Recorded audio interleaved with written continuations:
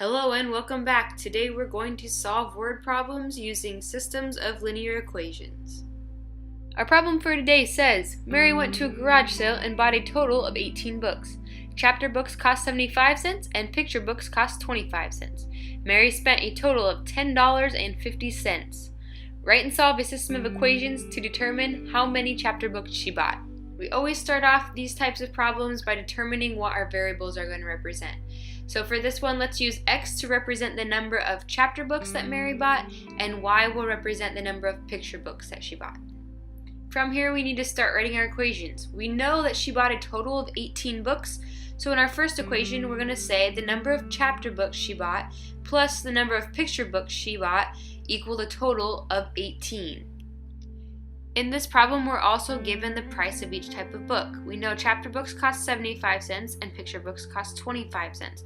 So we can write another equation that says that Mary paid 75 cents for each chapter book she bought, meaning 75 times X, plus 25 cents for each picture book she bought. So 25 cents times Y. And again, that has to equal our total of the $10.50 that she spent. Once we've written our two equations, we need to pick a strategy to solve. In the previous video, I used substitution, so in this one, we'll use elimination. I want to try to eliminate the y variables, and so I'm going to multiply the top equation by a negative 0.25. Using the elimination strategy, we want to add our two equations together. That allows us to eliminate the y variable and solve for x.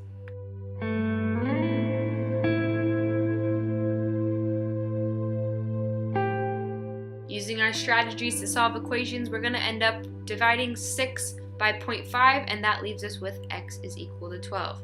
Now when we look back at our equations, we were trying to figure out how many chapter books she bought, and it turns out that x was representing the number of chapter books.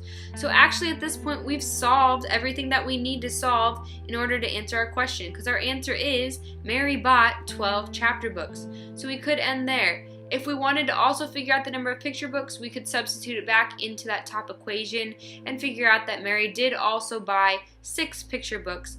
But again, we really just needed to figure out that she bought the 12 chapter books. I hope you found this video helpful. If you want to see some other examples, I do have 2 more videos posted on my channel that use system of equations to solve through different word problems. If you have any questions, feel free to leave them down below.